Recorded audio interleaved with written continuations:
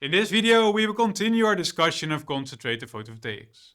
You will learn about the effect of light concentration on the short circuit current density, open circuit voltage and the fill factor of the solar cell, and therefore on the overall solar cell performance. We will begin with the NREL Best Research Efficiencies chart that we have seen at the start of this section. The 3-5 multi-junctions have the highest efficiency of all available solar cells. What you may not have noticed though is that the efficiency of 3-5 solar cells is even higher under concentrated light conditions. As we well know, the efficiency is equal to the power output of a solar cell divided by the power incident on the solar cell. This means that under 2-sun illumination, the power output of a 3-5 solar cell more than doubles. Let's see how that happens. With this equation, we calculate the output efficiency of a solar cell. The product of the short circuit current density, or JSC, the open circuit voltage, VOC, and the fill factor gives the power output of the device. Dividing the power output by the irradiance, or incident power density, gives the device efficiency. The JSC is directly related to the light concentration, capital C, as indicated by this relation. If the solar cell is illuminated by 2 suns instead of 1, twice the amount of charge carriers is generated in a device and the JSC will double. This doesn't affect the efficiency of the solar cell, however, since the irradiance has also doubled. So we have to look at the effect of light concentration on the open circuit voltage. This equation shows how the open circuit voltage depends on the photocurrent JPH and the recombination current J0. Under concentrated light conditions, both the photocurrent and recombination current will increase. Just like the short circuit current density, the photocurrent increases almost proportionally with the light concentration. The increase of the recombination current is insignificant with respect to the photocurrent. The VOC will therefore approximately show a logarithmic increase with increasing light concentration.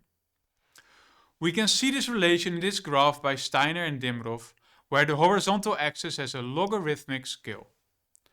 The fill factor will not change for moderate light concentration. Since the JSC increases proportionally and the VOC increases logarithmically with increasing light concentration, the efficiency of the solar cell will increase with increasing concentration. Now in terms of the JV curve. Here we see the curve of a random 3-5 solar cell under 1-sun illumination. We can now draw the JV curve of this solar cell under 2-sun illumination. The blue curve shows that the JSC will approximately double and the VOC will slightly increase. So are there any limitations to this performance increase of light concentration? Well, of course there are. There are 2 main drawbacks. For the first limitation, we have to look into the different recombination mechanisms again. If we consider a high-quality 3-5 solar cell, we can ignore the Shockley-Rittal recombination, which is determined by the defects in the material. We are left with radiative and Auger recombination. The recombination rates of these mechanisms are given by these equations, where beta is a material-dependent radiative recombination constant. Cn and Cp are material-dependent Auger recombination constants. In a direct bandgap material, radiative recombination is dominant, and beta is much greater than Cn and Cp. However, as we can gather from these equations, the radiative recombination rate depends linearly on the electron and hole concentration. The Auger recombination rate has a quadratic relation with the charge carrier concentration. This means that the Auger recombination rate will increase more strongly than the radiative recombination rate with increasing charge carrier concentration. On the very high injection levels, the Auger recombination will start to play a significant role, which will lead to increased bulk recombination. As discussed at the start of this course, increased bulk recombination will lead to an increase of the cell's series resistance. This figure shows the effect of an increasing series resistance on a JV curve of a solar cell. The fill factor of the solar cell decreases strongly with increasing series resistance. This effect explains the shape of this curve. Here the fill factor is plotted against the light concentration. Up to a concentration of about 50 suns, the fill factor remains insensitive to the light concentration.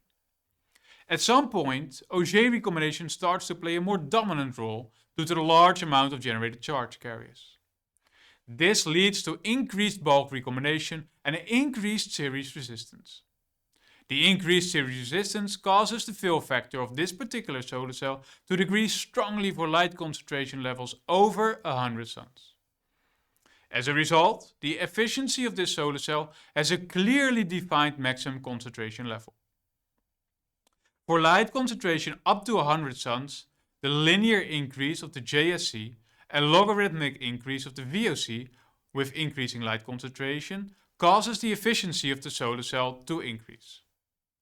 At around a concentration of 100 suns, the fill factor is no longer stable, and the solar cell efficiency starts to decrease significantly.